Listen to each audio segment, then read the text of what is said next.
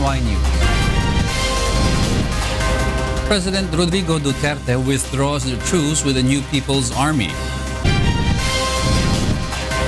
More than 40,000 workers face retrenchment with the suspension and stoppage of over 20 mining operations in the country. A total of 127 local government offices fail in the 2016 anti-red tape card survey of the Civil Service Commission. The Philippine Drug Enforcement Agency, or PDEA, holds a command conference to lay out plans as the newly assigned main anti-illegal drugs unit. After almost 2 days, authorities finally declare fire out at the Cavite Economic Zone. And the Department of Health confirms latest count of Zika virus infection in the country to 57 cases. Y News begins now. This is Y News with Angelo Castro III, Gerry Alcantara, and Darlene Basingan.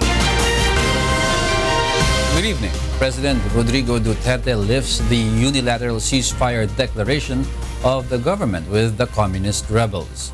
Rosalie Cos will tell us why.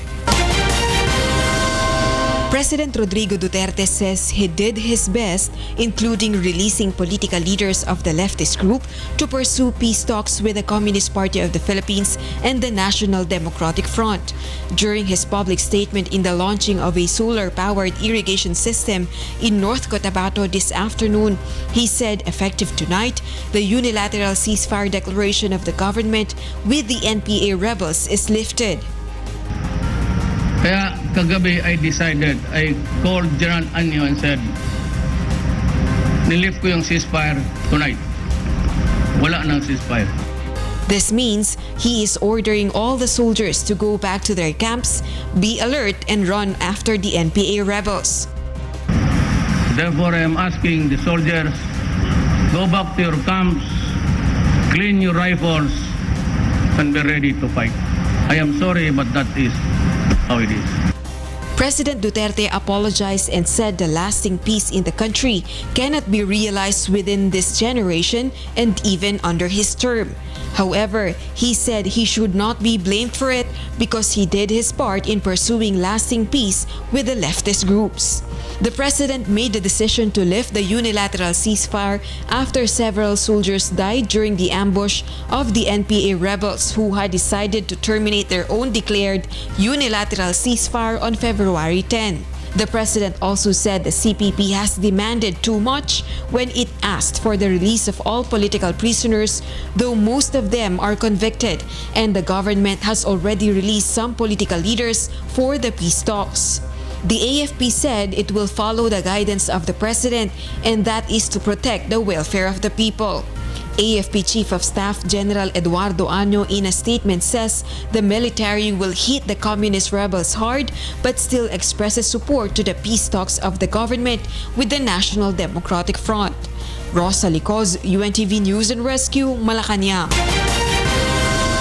The Armed Forces of the Philippines is now preparing the charges it will file against the New People's Army following a series of killings of soldiers in some parts of the country. The Armed Forces also recommends a declaration of a national day of mourning. Joyce Balancho will tell us why. AFP spokesperson Brigadier General Restituto Padilla reports that the Armed Forces of the Philippines has recommended the declaration of a day of mourning for the soldiers allegedly killed by the New People's Army. Padilla says it could be used as a basis by the Department of National Defense, local government units, and other sectors in pushing for a joint ceasefire declaration between the government and the communist rebels. In the meantime, the AFP is now coordinating with the Philippine National Police regarding the appropriate cases it will file against the New People's Army over the killing of some members of the military and other violations they have committed. We continue to work with the police to file the appropriate charges to all these perpetrators who have committed these crimes. Specifically, AFP strongly condemns the killing of 6 soldiers last January 29 by the members of the New People's Army or NPA. 2 of those killed were from northern Luzon, while 1 military official from Davao was also killed and 3 others from Bukidnon. Ang amin pong kinalulungkot dito ay yung karumal-dumal na paggamit ng excessive force. Ito pong mga tauhan na to ay nagtamo ng, ang isa pong sundalo ay nagtamo ng 27 tama ng bala. Ang isa ay 24. Ang isa naman ay, kung hindi ako nagkakamali, 26 na bala. At karamihan po ng bala na na-recover ay nasa paligid lang ng katawan nila. General Padilla confirms 2 more soldiers are still being held hostage by the NPA and the AFP is still verifying if they are still alive. AFP also condemns the series of attacks being carried out by the rebel groups even though their self-imposed ceasefire is supposed to end on the 10th of February. They cannot fool the people. They have been launching violent activities after the other. And this has begun since last Sunday or the 29th of January. So who are they fooling? The military is currently on heightened alert due to the series of attacks by the communist group, especially now that the government has decided to withdraw its ceasefire declaration. We passed on a message to everybody. Lahat po ng ating mga unit at tropa sa buong kapuluan ay binigyan po ng abiso nationwide na ilagay nila ang sarili nila sa heightened alert at i-maintain na ang kanilang active defense mode. Joyce Balancio, UNTV News and Rescue, Quezon City. Davao Oriental Governor Nelson Dayang Hirang is happy with the president's announcement lifting the government's ceasefire following an attack perpetrated by the New People's Army in his province, killing 1 army officer and 2 civilians. Victor Cosare will tell us why. Of course, definitely we condemn the action that they have done.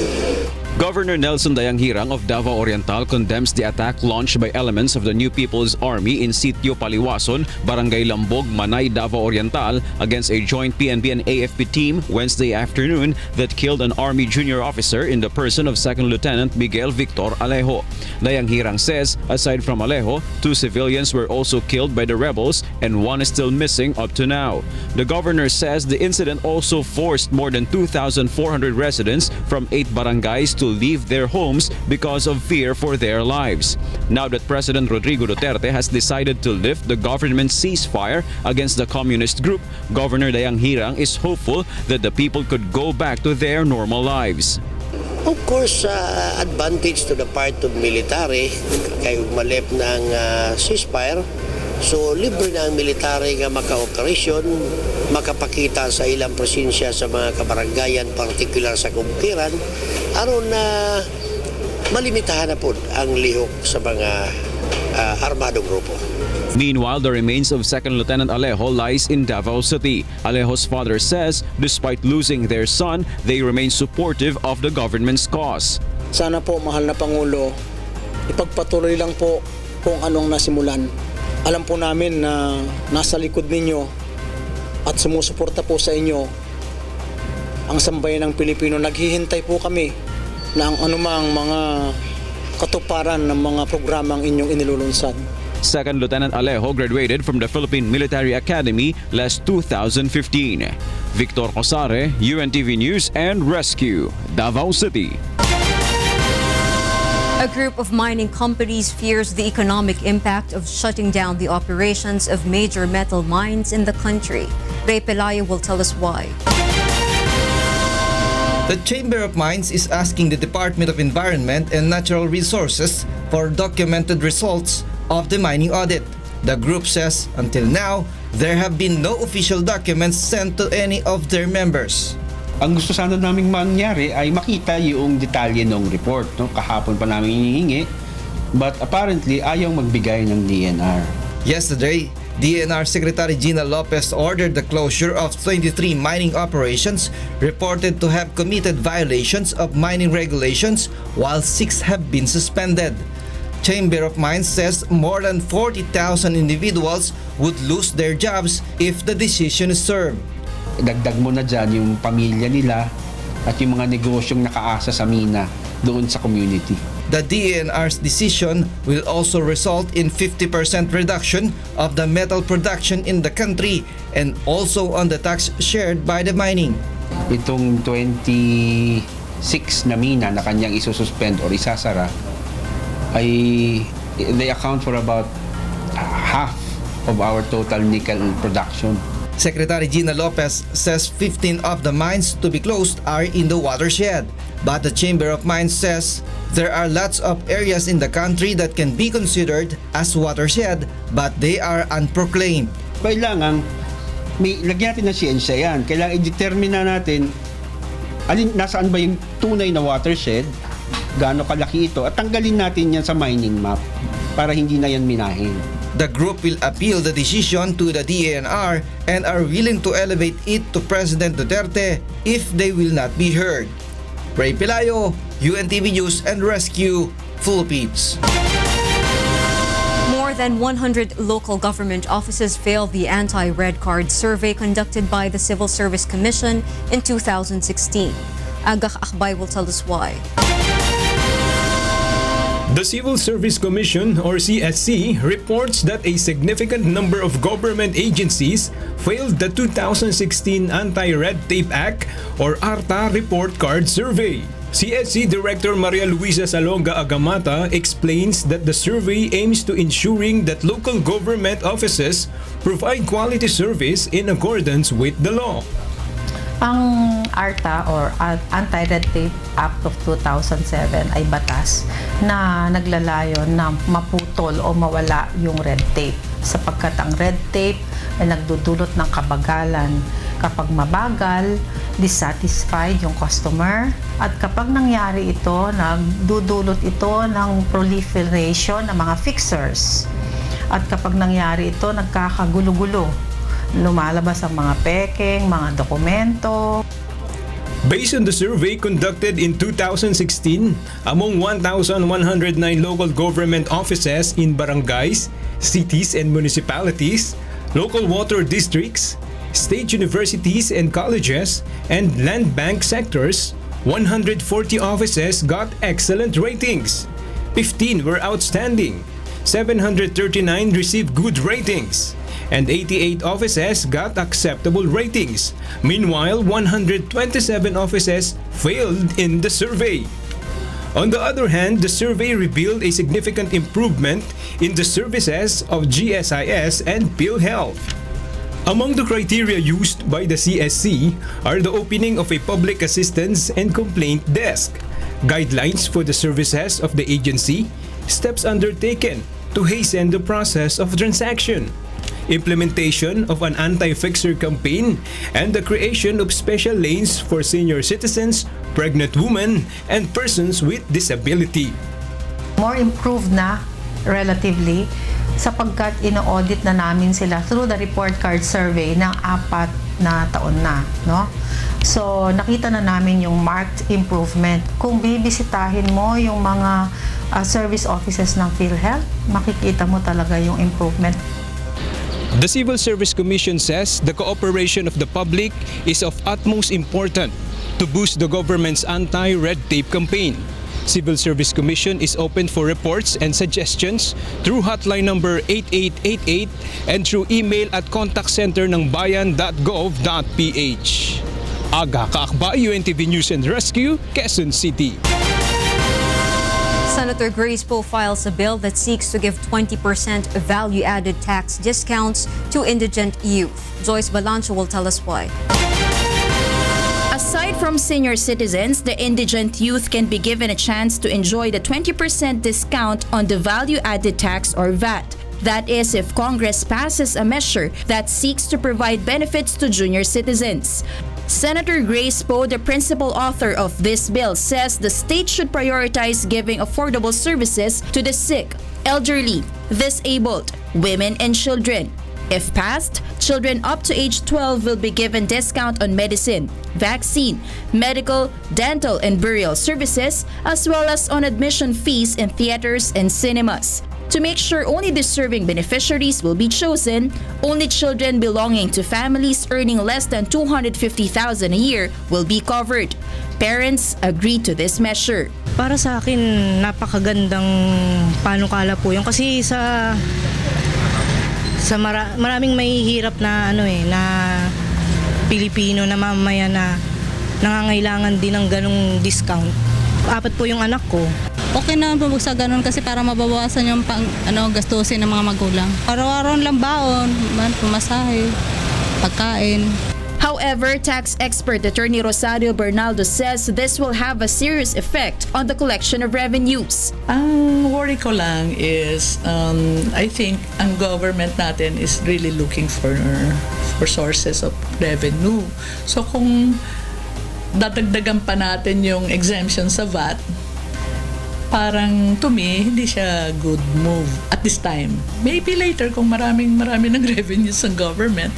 While this will surely aid the youth, it might result in additional taxes on petroleum products, luxury cars, other products and services. The measure might also be abused if not implemented properly. The elders or other people may use yung bata to make the purchase, pero ang gagamit talaga yung hindi naman junior citizen. The proposed bill will be further scrutinized once it goes through the committee hearing.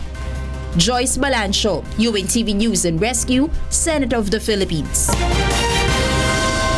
The Metropolitan Manila Development Authority or MMDA is planning to regulate public utility jeepneys along EDSA as part of the traffic decongestion effort of the government.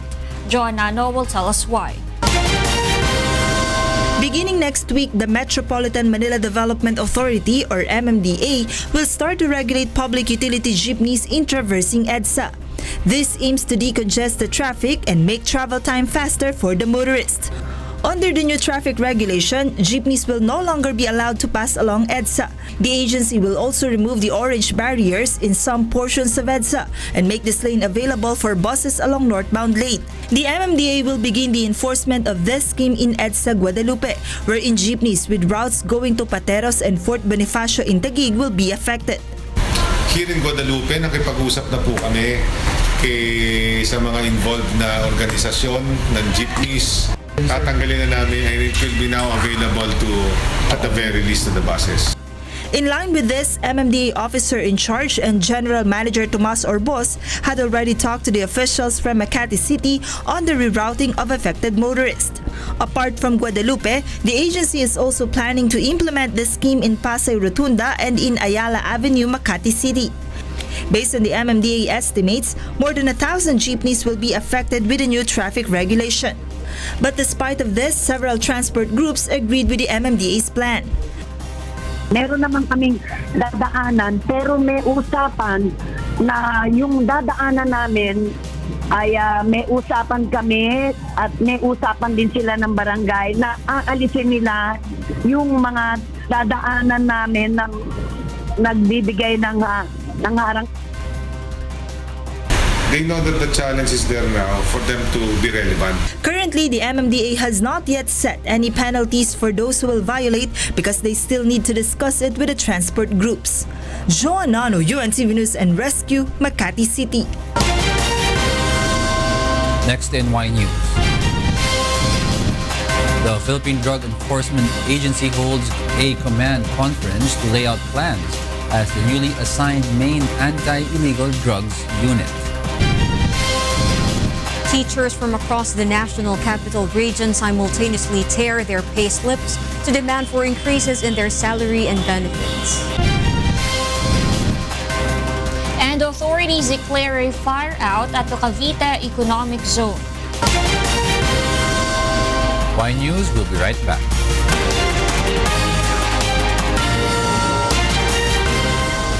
The Philippine Drug Enforcement Agency or PDEA has conducted a command conference to plan their anti-illegal drugs operation.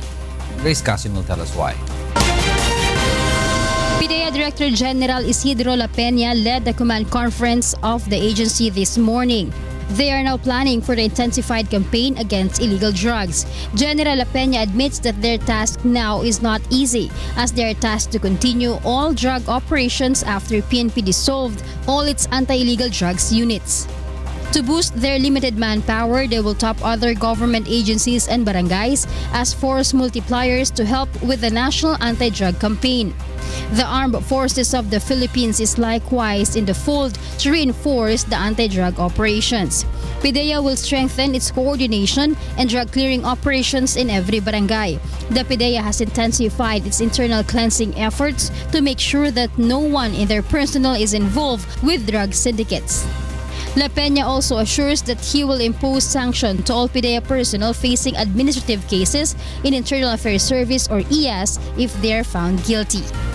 He also warned those who are contemplating on doing anomalous and criminal acts that he will not hesitate to punish them. Grace Castin, UNTV News and Rescue, Quezon City. PNP Chief Director General Ronald De La Rosa confirms the collusion between rogue cops and NBI personnel in the Jee Ick Joo kidnap-slay case. De La Rosa also says he's not afraid of whoever may be behind the death of slain Korean national, no matter how influential they are. Jee Ick Joo will tell us why. Ako hindi ako matakot. Handa nating banggain sir kasi sabi ko nga sa inyo, bring it on. Bring it on. Kung anong gusto nyo. Basta in the interest of justice, I'm willing to die anytime. Police Director General Ronald Bato de la Rosa emphasizes that they will not withdraw the probe until those responsible for the Jee Ick Joo kidnap-slay case have been captured. This, no matter how influential the perpetrators are. De la Rosa says though the PNP has yet to confirm the alleged existence of the Korean mafia in the country, the general made certain that in the case of Jee, there had been a collusion between rogue personnel from the Philippine National Police and the National Bureau of Investigation officials. The police chief also notes that what happened behind the incident is now becoming clearer, especially since there a proper coordination between the NBI and cops in the task force assigned to investigate the case. The picture is getting clearer and hopefully this will lalabas talaga ang buong katotohanan. Buong katotohanan. Hindi po yan malayo na makamit natin because we are now working closely with NBI. De La Rosa asserts that at this point, some rogue NBI and PNP official indeed tried to extort money from Jee Ick Joo, but the Korean national refused to provide money, prompting the suspect to abduct and kill him. He says the suspects wants to use Jee case as a warning to other Korean operating online gambling but refused to give bribe money to the group of Santa Isabel. Leia Ilagan, UNTV News and Rescue, Camp Crame. The Department of Justice, or DOJ, has formally ordered the suspension of all anti-illegal drugs operations of the National Bureau of Investigation, or NBI. This following the pronouncement of President Rodrigo Duterte that he no longer trusts the agency after some of its men were found involved in the abduction and killing of a Korean national. Based on a memorandum released by Justice Secretary Vitaliano Aguirre, all anti-illegal drugs operations of the NBI are suspended. Also temporarily suspended are the functions of the agency to investigate and file drug-related charges. DOJ and the NBI say that for now, they will focus on the campaign against corruption and criminality. The Central Luzon Regional Police is determined to file charges against a Korean national in relation to the robbery extortion case in Pampanga. Jun Soria will tell us why. The Central Luzon Region Police is searching for strong evidence for the case it plans to file against a Korean national known only as alias Thomas. The PNP Region 3's initial report says alias Thomas served as an informant of the police scalawags on prospective Korean who they can victimize. The Criminal Investigation and Detection Group says Thomas can be an eyewitness against the 7 cops who allegedly extorted from 3 Korean nationals in Angeles City last December. However, Regional Director Chief Superintendent Aaron Aquino doubts Thomas's statement. Talagang wala akong tiwala sa Koreano na yan. Although initially, when we got his statement, we cannot even link him on that particular case. Alias Thomas is considered a person of interest after he allegedly paid 300,000 pesos to the 7 cuffed suspects in exchange for the release of the 3 Korean victims. PNP also plans to file charges against Thomas, but they are yet to gather strong evidence that would link him to the robbery extortion case involving the 7 police suspects. I just hope there will be some evidence that will strengthen para o kung sino mang may witness come forward. Kahit yung 7 pulis magsalita na lang, nagsabihin nila na sir, itong si Tomas talagang kakutsaba namin yan, ito trabaho and everything. The 7 cop suspects are now under restrictive custody at Camp Crame while the allegations against them are being investigated. The CIDG also requests for the immediate release of search warrants against them from the fiscal of the Angeles City RTC. Jun Suriao, UNTV News and Rescue, Philippines. The Department of Justice today starts its reinvestigation into the abduction and killing of Korean businessman Jee Ick Joo. Roderick Mendoza will tell us why. Acting on orders from Angeles City Regional Trial Court, the Department of Justice started reviewing the kidnap-slay case of Korean businessman Jee Ick Joo. At today's hearing, 6 of the respondents, namely SPO3 Ricky Santa Isabel, SPO4 Roy Villegas, Ramon Yalong, Gerardo Santiago, Gerry Umlang, and Christopher Alan Gruenberg were present. The alleged mastermind, Police Superintendent Rafael Dumlao, however, was still a no-show and instead sent his counsel. Meanwhile, the DOJ panel directed the Joint Task Force of NBI and PNP Anti-Kidnapping Group and pleadings in 5 days. The task force was created to conduct a comprehensive investigation of the incident and reconcile the differences in their findings. The next hearing is set on February 16 for the submission of counter affidavits. Respondent Gerry Umlang insisted that no NBI man was involved in the incident, refuting the accusations of Superintendent Rafael Dumlao. While he was a striker at the NBI, Umlang claims his participation to the crime is because he was a friend to SPO3 Santa Isabel. Ito na sinasabi po ni Dumlao na may mga NBI pong kasama. Wala po kasamang NBI po dyan. O, hindi po NBI. Lilinawin ko lang po sa inyo, hindi po NBI. Tapos marami pong nadadawit na mga NBI daw po, pinapalaki po na nila. Wala pong katotohanan yan. Hindi po totoong may kasamang NBI. Another respondent, Gerardo Santiago, has applied to the Witness Protection Program. Santiago owns Green Funeral Services in Caloocan, where the remains of Jee was brought for cremation. He submitted evidence to the NBI, including the cell phone he used to transact with Santa Isabel and the CCTV footage at the funeral home. Santiago admitted cremating the cadaver of the victim in exchange of 30,000 pesos, which he believes is a legitimate business. He denies, however, having received a golf set as payment for his services. Hindi po niya alam na yun po ay from a kidnap for ransom case. Yun po ay parang casualty as usual sa Caloocan po. No?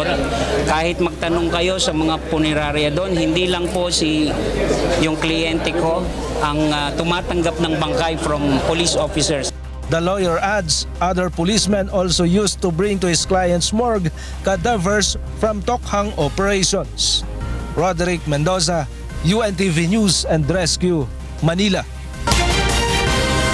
Members of the Special Action Force who will form part of the Counterintelligence Task Force against police calawags have arrived at the office of the Anti-Illegal Drugs Group at Camp Crame today.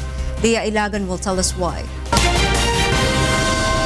More than 70 members of the Special Action Force arrived earlier at the former office of the Anti-Illegal Drugs Group.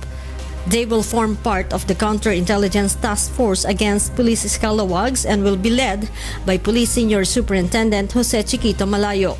PNP Chief Police Director General Ronald Bato de la Rosa says, aside from the more than 70 staff members who will conduct tactical offensive operations, there will also be a member from the Criminal Investigation and Detection Group who will conduct probe, as well as intel operatives from the intelligence group. De La Rosa adds that he already signed a memorandum on the creation of the CITF, which might be launched next week to receive complaint. Lahat ng tiwaling polis kasama dyan, involved sa lahat ng irregularities, drugs, involved sa hold-up, involved sa smuggling, involved sa kutong, involved sa abuso, lahat na i-cover nila. His only concern, the police chief says, is the temporary lodging of the CITF men, as the member of the defunct AIDG are still clearing up the office. This is why the PNP chief inspected the parking area where the vehicles confiscated by the AIDG during their operation is currently located. The said vehicles serve as evidence in illegal drug charges filed by authorities.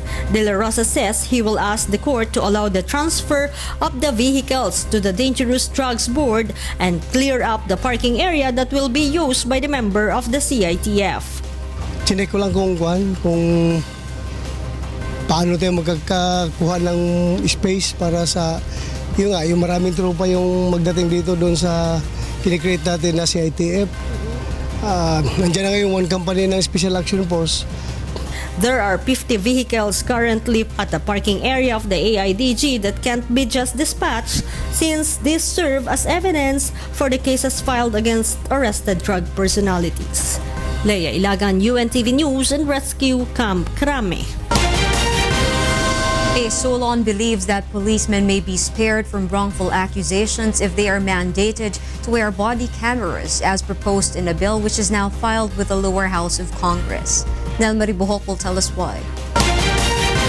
Based on the 2014 annual report of the Commission on Human Rights, the agency has received more than 6,000 new complaints with different cases of human rights violations. More than 10,000 are victims and 7,096 are alleged respondents. Some of the accused human rights violators are policemen. According to Muntinlupa Representative Rufy Biason, false accusations against law enforcers may be prevented if his body camera bill will be enacted. So sa pamamagitan ng body camera, merong video record ng operations na ginagawa ng ating kapulisan. Maiiwasan dito yung mga unfair accusation laban sa ating mga kapulisan, na pagka sinasabi na they are violating human rights. Under the House Bill number 2741, the law enforcement agencies like the Philippine National Police are mandated to wear body cameras during their operations, like issuing warrant of arrest, anti-illegal drugs, carnapping, gambling, cybercrime operations, and others. Congressman Biazon adds that the passage of the bill is timely with the Duterte administration's campaign against illegal drugs, as this may help in presenting evidence so that abuses may also be prevented. Kung hindi man sila makuha on video at sinadyang hindi on yung video, at least ang suspicion ngayon ay nandoon against the law enforcer. Under the proposed law, administrative actions may be imposed on agencies that will fail to comply with the provisions of the body cam bill. Nel Maribuhok, UNTV News and Rescue, House of Representatives. Teachers from various public schools in the National Capital Region tore their payslips in Mindiola earlier. Aiko Miguel will tell us why. Public school teachers from various parts of the National Capital Region reaped their pay slips as part of their protest against the delay in the increase of their allowances. They are calling for the approval of the proposal to increase the minimum wage of teachers to 25,000 pesos and of government employees to 16,000 pesos. Dagdag na sahod ang hinihingi namin. Ngayon ang ibibigay sa amin pagkaltas sa mga benepisyo. So, malaking insulto to sa mga teachers na lalo na ngayon, nakaunyon ng mga teachers nationwide. Sampal ito sa mga teachers. After the program in Menjola, the teachers marched to the office of the Department of Budget and Management in Manila. The protesters held a noise barrage and slammed at the gates of the DBM and tried to break in. The teachers also ripped a copy of the joint circular jointly released by DBM, DepEd and DILG. The joint circular contains the removal of local allowances in local government units' budget for DepEd hired teachers. It will be replaced by an item called expenses chargeable to the special education funds of teachers and others. The teachers say the removal of their local allowances from the LGUs will further render teachers with lesser earnings. Sa Manila po, yung local allowance namin is 1,000, tapos yung share is 2,000, so 3,000. So kung tatanggalin yung 2,000 na lang po ang matitira. At saka hindi po yung sapat sa pangailangan ng mga guro. The protesters also expressed their opposition to proposals to increase excise taxes on petroleum products and VAT on other goods. They argue that it will have a domino effect and will increase price to other products, thus further increasing the expenses of teachers. Take effect na, no? Immediately mag-e-effect tong pagtanggal ng allowance namin. Kaya kami ay nananawagan kay Pangulong Rodrigo Duterte na gawan niya ng paraan ito. Kasi ito under the law, pinagbabawal ito. No reduction, not even diminution of existing benefits. Harapin niya itong DILG, DepEd at DBM. Isama niya kami. At 3 in the afternoon, some leaders of the groups of teachers have been allowed to enter the Department of Budget and Management building to have a dialogue with the DBM officials. Aiko Miguel, UNTV News and Rescue, Manila. Workers at fish ports in Cardona and Binangonan in Rizal worry about the possible effects of the demolition of fish pens and cages in the Laguna Lake to their livelihood. Ray Pelayo will tell us why. Fish cage owners in Cardona in Binangonan, Rizal have already harvested their milk fish, although they are just below 3 months old. They deliberately did so to prevent further damage in the event their fish cage get dismantled. It can be recalled that last week, the Department of Environment and Natural Resources and the Laguna Lake Development Authority dismantled fish pens and cages in Laguna Lake within the area of Cardona in accordance with President Rodrigo Duterte's order. Fish pen operators say the move affects their daily earnings. Unang-una sa mga maliliit na mangingisda, pangalawa sa katulad naming maliliit na mamumuhunan. Kaya't ang pakiusap, maaari wag na maipatupad yung demolition. Medyo bumababa ang aming benta ng isda namin kasi nga gawa sa syrup spend. Yung iba hinahango volume, siyempre babagsak ang isda namin. Workers at fish ports are also concerned over the possible effects of the demolition to their livelihood. Paano naman ang kaming naritong maliliit na kumukuha, mga batilyo, mga magyayelo, mga driver ng mga truck na wala na kami magiging hanap buhay. Kaya ang hinihiling namin ay bawasan na lang ang fish pen. DENR suspended this year the renewal of permits of fish pens and cage operators to allow the demolition of structures in the lake. But DENR clarifies that only large-scale illegal fish cages will be dismantled, further assuring that small-scale fishermen who are using only fish traps will not be affected. Ray Pelayo, UNTV News and Rescue, Philippines. Authorities begin the initial mapping operations in the fire-affected area of the Cavite Export Processing Zone. Jun Surya will tell us why. After almost 2 days, the fire that hit the House Technology Industries factory at the Cavite Economic Zone was declared out. The Bureau of Fire Protection or BFP Region 4A declared the fire out at 4:15 this afternoon. Following the declaration, BFP will proceed with the mapping operations. According to Cavite Governor Crispin Boying Remulla, they have prepared more than 200 body bags in case bodies of victims are recovered during the initial mapping operations. Remulla also assures that all HTI factory workers have been properly accounted for, and until now, no report of fatality has been recorded. As it is right now, everybody who is supposed to be in the building and who entered the building is accounted for already. More than 100 persons were injured in the HTI factory fire, which broke out around 6 p.m. on Wednesday. An initial investigation shows that the cause of the fire was a power saw that malfunctioned.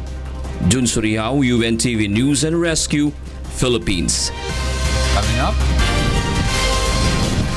the Department of Health confirms latest count of Zika virus infection in the country to 57 cases. Avocado growers in Mexico shrug off U.S. President Donald Trump's tariff threats. And Nestle Japan invites chocolate lovers to try its latest creation, the limited edition sushi chocolate. More from My News after this break.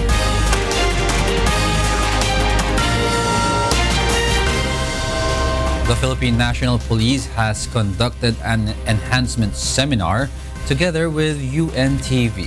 Leslie Dongboen will tell us why. PNP Training Service Director Police Chief Superintendent John Susito is delighted for the all-out support of Kuya Daniel Razon to the advocacies of PNP Chief Ronald Bato de la Rosa. UNTV has served as a partner of the Philippine National Police in its two-day enhancement seminar in Morong Star Beach Resort and Hotel in Bataan. The event aims to improve the leadership skills of the police officers for better public service. Ito ay sponsor ng UNTV at kami ulit nagpapasalamat. This is in consonance with the project of our CPNP, the PNP leadership, to go back to the basic na regarding the ethics and leadership of the law enforcers, plus of course the review on the police operational procedure. Police Senior Inspector Junil Perez from Cagayan Valley is one of the 50 police officers from Regions 1, 2, and 3 who participated in the training. He says he has learned much from the event, making his 14-hour travel to the venue worth it. Gagamitin namin ang mga ito pag-uwi namin sa aming mga probinsya. Ituturo din namin, ire-record din namin sa aming mga tao para sa ganun, continuous yung learning natin. Attorney Emily De Los Santos, a city prosecutor, explains the importance of the role of the police. She says law enforcement and prosecution go hand in hand to attain justice. Kung anong ebidensya ipapasok ng pulis sa isang kaso na criminal case, yun ang gagamitin namin sa pagsasampa ng habla sa husgado at kung paano kami, kung gaano kaganda yung ebidensya, makakakuha kami ng conviction pagkatapos ng paglilitis. Kung mahina ang ebidensya, sa amin pa lang sasabihin na namin walang probable cause. For General Susito, moral enhancement is important for the police to stay focused on their sworn duties to the nation. Namin sa law enforcers, ang isa sa mga Biblia namin ay ang law on criminal procedures plus rules on evidence. So we really want to get a lecturer that's really well-versed of the subject matter based from experience para matuto, magkapalitan ng paliwanagan at to strengthen, lalong maging mas magaling ang kapulisan natin. UNTV will continue to support the PNP to conduct this kind of enhancement seminar in the provinces of Aklan, Cebu, and General Santos City. Leslie Longboen for Serbisyong Kasangbahay. The Department of Health announces that the Philippines now has a total of 57 cases of Zika virus as of February 2, 2017. Of this number, 38 are females and 19 are males. To date, 7 are confirmed Zika pregnant cases aged 16 to 32 years old. One case, a 16-year-old from Las Piñas, already gave birth to a baby boy and without microcephaly. The DOH assures that the rest of the infections are being closely monitored. There were also no deaths reported as of today. For safety, the department advises individuals who develop skin rashes to immediately visit the nearest health facility to prevent the infection.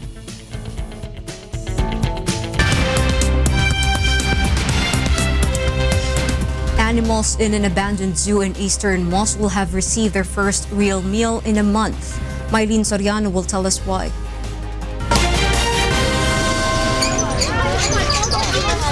A bear paces around his filthy cage next to a lion with eyes dull from hunger. They are the only two animals left in a destroyed zoo in Mosul on Thursday, a city shattered by fighting between Iraqi forces and Islamic State. When military advances began in Mosul, Noor Park was turned from a home for monkeys, horses, and other zoo animals into a staging ground for Islamic State. Neighbors fed the animals until fighting became too fierce for many to leave home.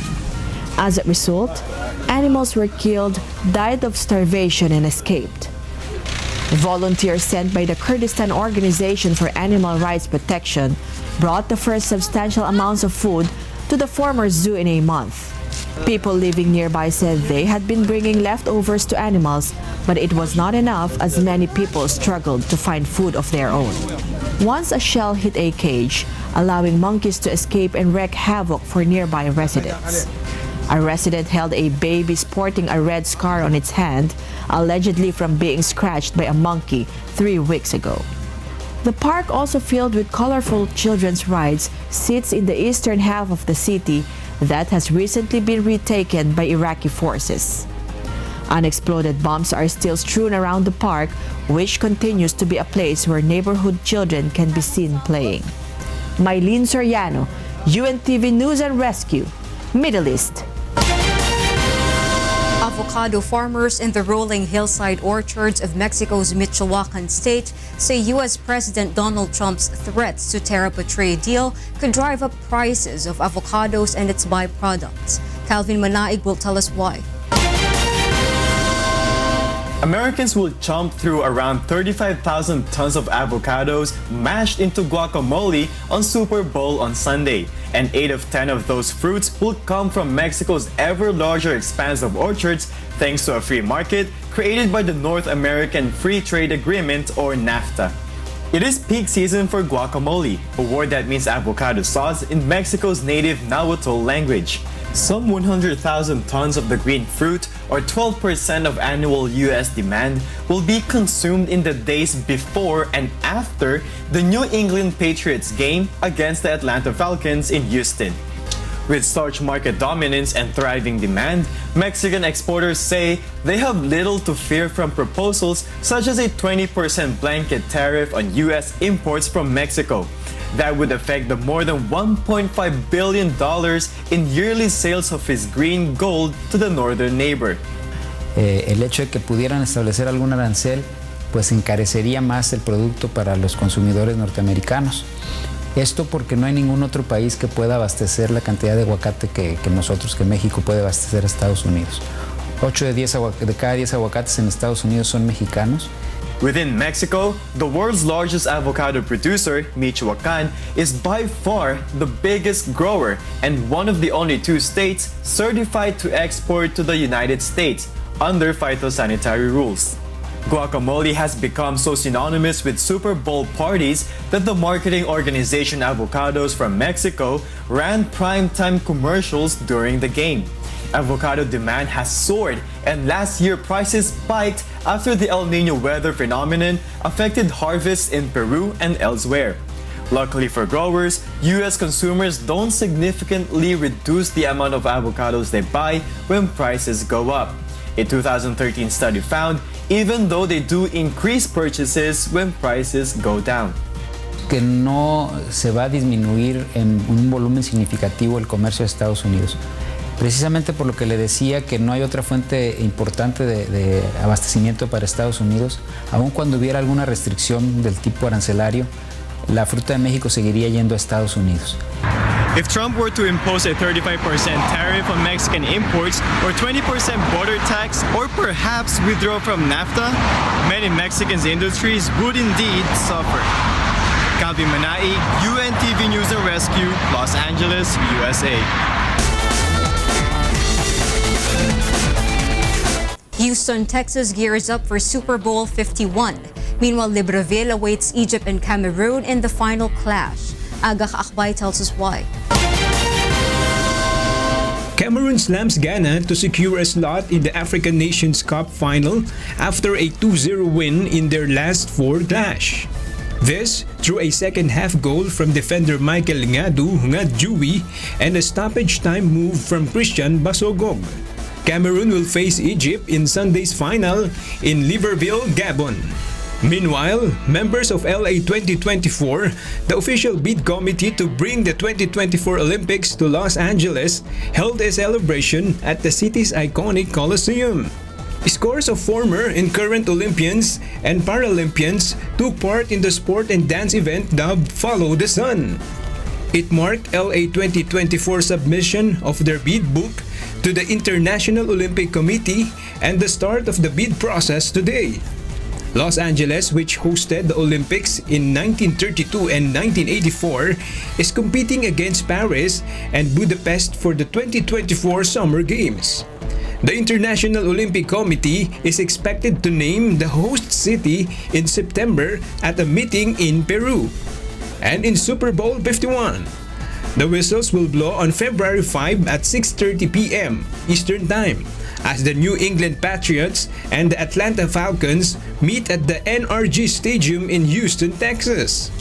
Singer-songwriter Luke Bryan will open the games to sing Star-Spangled Banner in the 47th Modern Era National Football League Championship game. On the sidelines, National Football League officials warn fans against buying counterfeit tickets. Various fake merchandise seized in raids by authorities were also displayed as warning. By UNTV News and Rescue, Philippines.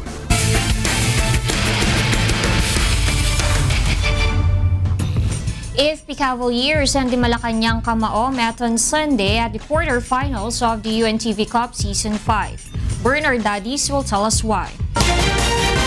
Now, mas nagje-gel na kami, mas maganda na yung chemistry, mas kilala nila yung bawat isa. And I think magandang baon yun entering yung susunod na round natang games natin. The Malacanang Kamao is confident upon entering the quarterfinal round of the UNTV Cup Season 5 as they conveniently hold a twice-the-beat advantage over opponent AFP Cavaliers in Sunday's hardcourt bout. On the other hand, being the league's defending champion, Coach Sally Manukat's side trusts their championship caliber offense and defense to pave way towards the semifinals. Yun naman ang game ng AFP na nag-champion kami. Saka defending champion, sabi ko nga sa kanila, guys, hindi tayo pwede mahulog, defending champion tayo. Hard work pa rin sa practice, yung sama-sama, yun pa rin, ganun pa rin. So walang magbago, continue practice pa rin. On Sunday, the Cavaliers must win over the Kamao or go home if they lose. If the AFP wins, they will meet the Kamao in another match to finally determine which jersey enters the semifinals. But if the Kamao wins, they instantly elevate to the semis to get the chance to finally bring home the much-coveted championship trophy after failing to claim it in Season 2 against the Judiciary Magis.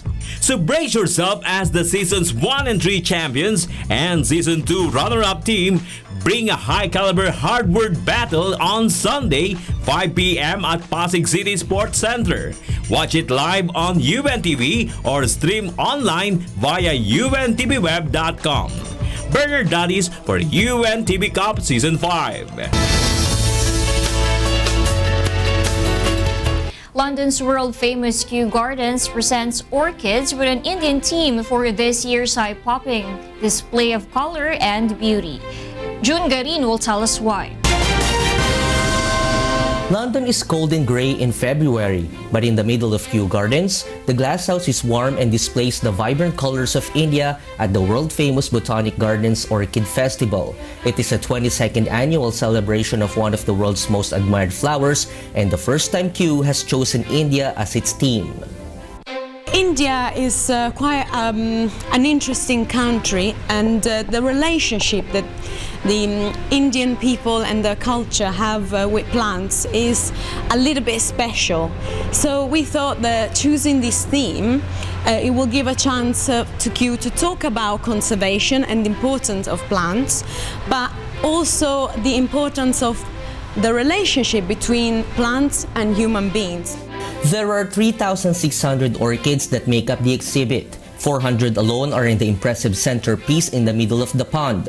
The Samsara cone represents the constant wheel of the soul in Indian culture. Orchids hang suspended from the ceiling, twirling slowly in the air, showing off their pretty patterns.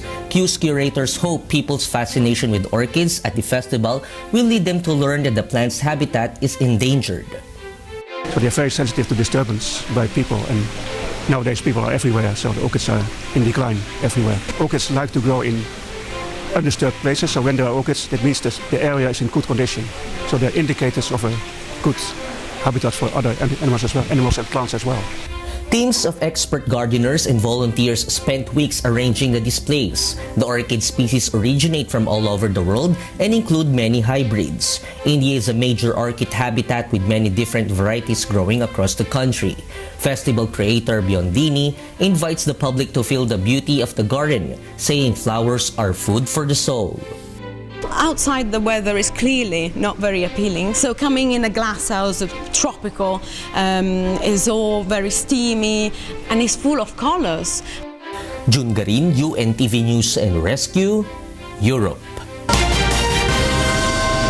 NASA invites chocolate lovers to try its latest creation at its premium shop in Tokyo. Nina Armilio will tell us why.